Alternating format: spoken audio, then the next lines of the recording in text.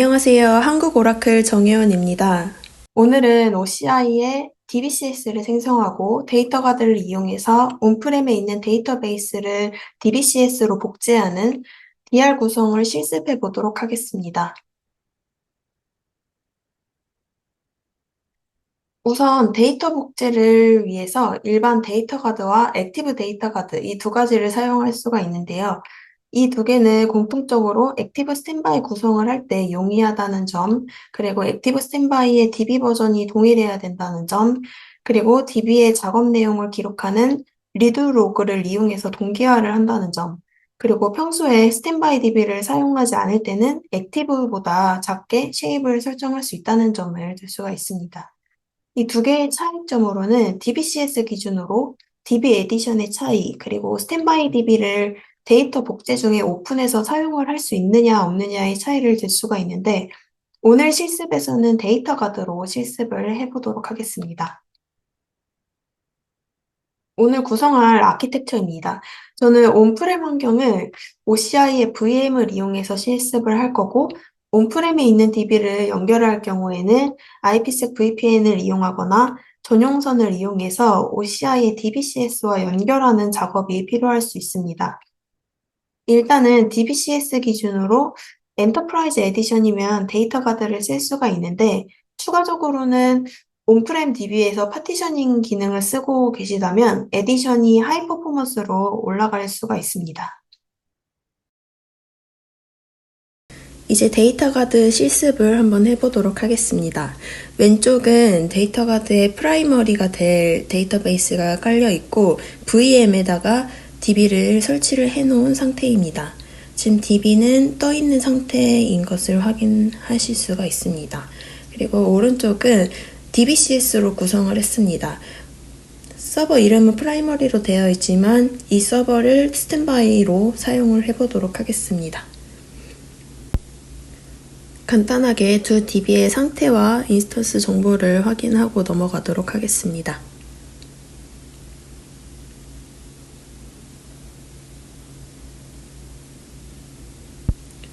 스탠바이가 될 DB는 데이터 없이 엔진만 설치가 되어 있으면 되기 때문에 일단 DBCS로 생성을 해준 데이터베이스를 삭제를 해주는 작업을 먼저 진행하도록 하겠습니다. 우선 DB를 삭제해야 되므로 데이터베이스 관련된 프로세스를 다 내려주도록 하겠습니다. 우선 데이터베이스를 내린 상태이고 CRS도 마저 내려주도록 하겠습니다.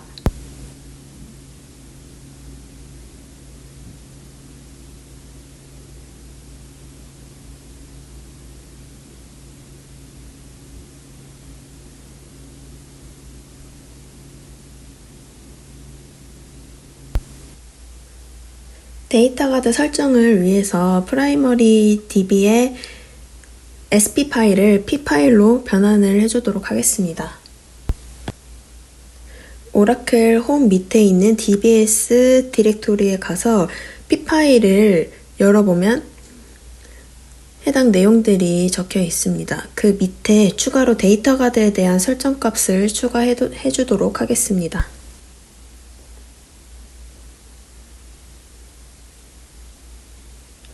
해당 내용을 확인하실 분들은 영상을 잠시 멈춰 주시고 확인해 주시면 감사하겠습니다. 운영 중인 DB라면은 굳이 리스너의 네임을 바꿔주지 않아도 되지만 저는 테스트상 더 보기 편하도록 글로벌 DB 네임을 바꾸고 리스너를 다시 올려주도록 하겠습니다. 그리고 TNS 파일을 열어서 스탠바이 DB의 정보를 넣어주도록 하겠습니다.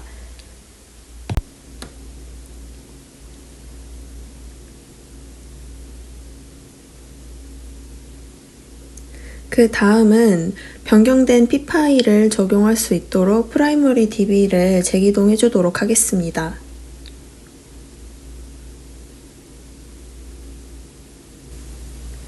그리고 SP 파일을 물고 올라오지 못하도록 일단 SP 파일을 env 명령어를 이용해서 백업을 해놓도록 하겠습니다.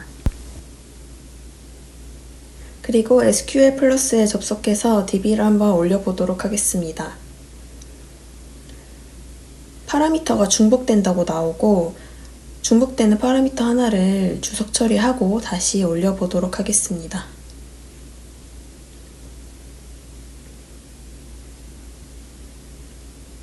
네, 정상적으로 DB가 올라오고 있는 것을 확인할 수 있습니다. 이미 운영하고 있는 DB라면 아카이브 모드로 운영을 하시겠지만 저는 일단 마운트로 DB를 올려서 아카이브 모드로 바꾸고 다시 오픈해 주도록 하겠습니다. 그리고 로깅 기능도 설정해 주도록 하겠습니다. 그 다음은 프라이머리의 P 파일을 스탠바이 DB로 복사를 해주도록 하겠습니다. 이렇게 복사를 해주고 안에 있는 내용들을 스탠바이 DB에 맞게 변경을 해줍니다.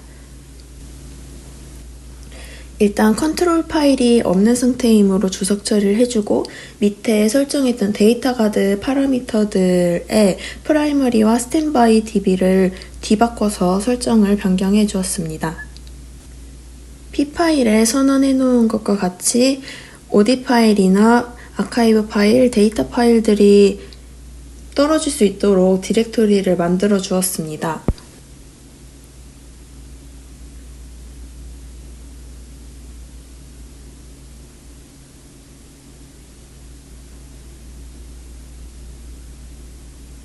그 다음은 프라이머리 DB에 있는 패스워드 파일을 스탠바이 DB에 그대로 옮겨줘야 되는데요.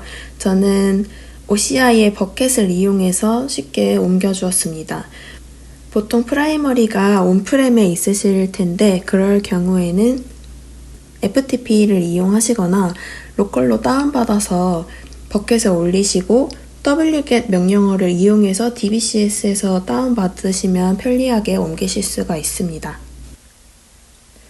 그 다음은 프라이머리 DB에 스탠바이 리드로그 파일을 만들어줘야 됩니다. 스탠바이 리드로그는 변경 내역을 스탠바이 DB로 전파를 하면서 생기는 그 변경 사항들을 기록을 하게 되고 싱크를 맞추기 위해서 사용됩니다. 정상적으로 스탠바이 리드로그가 생성된 것을 확인했습니다. 다음으로는 스탠바이 DB에도 리스너와 TNS 파일을 변경해 주도록 하겠습니다.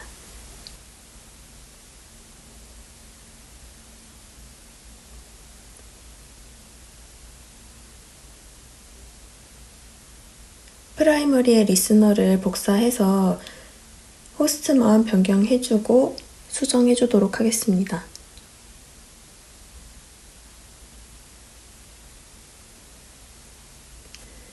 그리고 TNS 파일도 설정해 주도록 하겠습니다. DBCS를 만들었을 때 설정을 해줬던 DB 네임을 동일하게 가져가야 OCI 콘솔에서 스케일업을 한다든지 스토리지업을 한다든지 DBCS를 내렸다 올렸다 하는 그런 조작들을 할 수가 있습니다. 하지만 저는 테스트이기 때문에 보기 쉽게 DB 네임을 변경해서 설정을 해보도록 하겠습니다.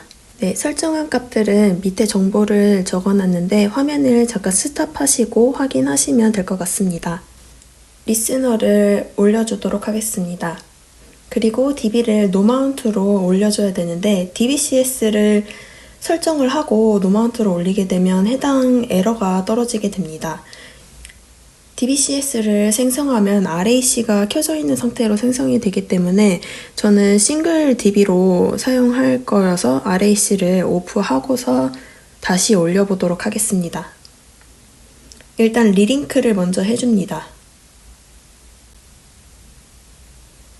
그 다음은 RDBMS 디렉토리 밑에 라이브러리 디렉토리 밑으로 들어가서 RAC를 오프하고 다시 make를 이용해서 iOracle를 선언해 줍니다.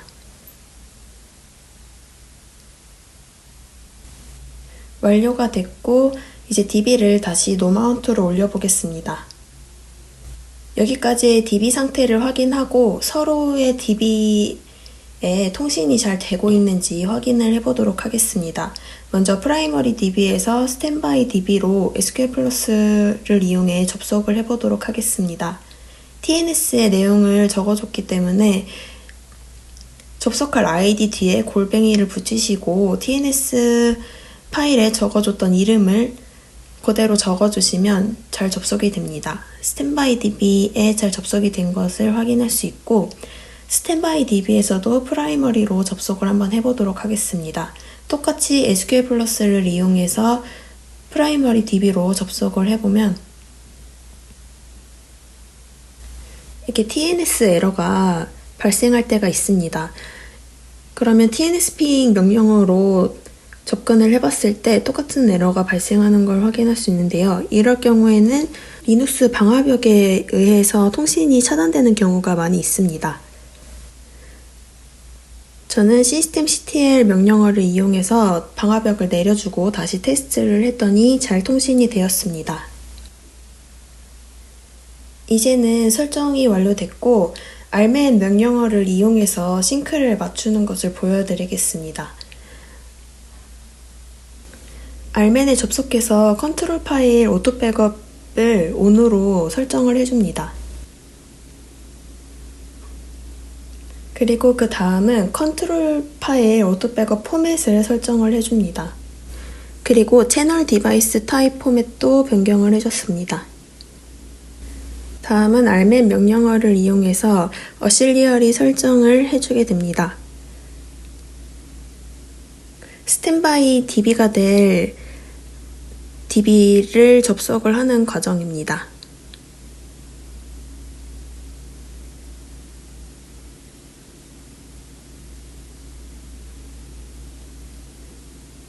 not mount 상태라고 잘 커넥션이 된 것 같습니다. 그 다음은 duplicate 명령어를 이용해서 스탠바이 DB로 데이터를 복제를 하는 과정입니다. 네, 잘 duplicate가 된 것 같습니다. 그러면 스탠바이 DB에서 인스턴스 상태를 확인해 보면 노마운트 상태에서 마운트 상태로 변경이 된 것을 확인하실 수 있습니다.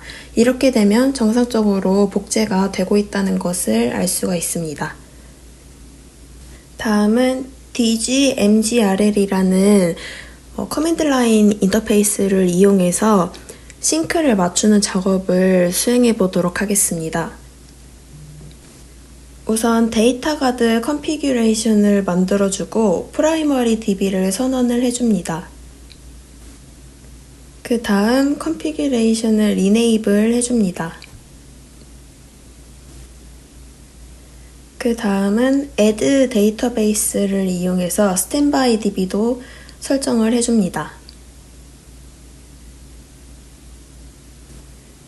컨피규레이션 스테이터스가 석세스 상태가 되면 정상적으로 연결이 된 것입니다. 네, 다음 영상에서는 오늘 구성한 데이터 가드를 이용해서 스탠바이 DB가 액티브 역할을 할 수 있도록 스위치 오버하는 것을 실습을 해보도록 하겠습니다. 오늘 영상 봐주셔서 감사합니다.